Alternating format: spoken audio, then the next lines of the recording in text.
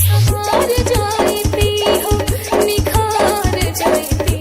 तो बिठार जाती सवार जाती हो निखार जाती तो बिठार जाती हम तोहरा प्यार के अमृत पी के हम तोहरा प्यार के अमृत पी के जन्म जन्म ला कर जाती हम तोहरा प्यार के अमृत पी के जन्म जन्म ला कर जाती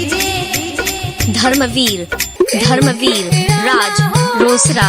गाय घाट रोसरा गाय घाट प्यार के मौसम के नहीं अंत हो गए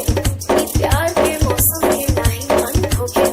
जीवन में अपना हर दिन बसंत हो गए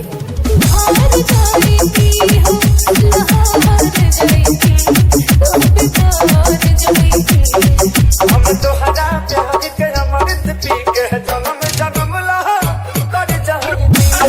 हम तोहरा प्यार के अमृत पी के जन्म जन्म ला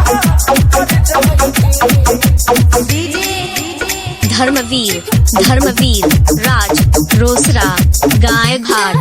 रोसरा गाय घाट पानी बन के सीत के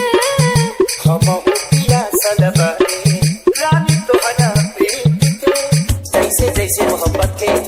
एहसास बढ़ल जाता जैसे जैसे मोहब्बत के एहसास बढ़ल जाता वैसे वैसे प्रीत के प्यास बढ़ल जाता मार जाती हो कुछ पार जाती जो बिछाड़ जाती हम तोहरा प्यार धर्मवीर राज रोसरा गाय घाट रोसरा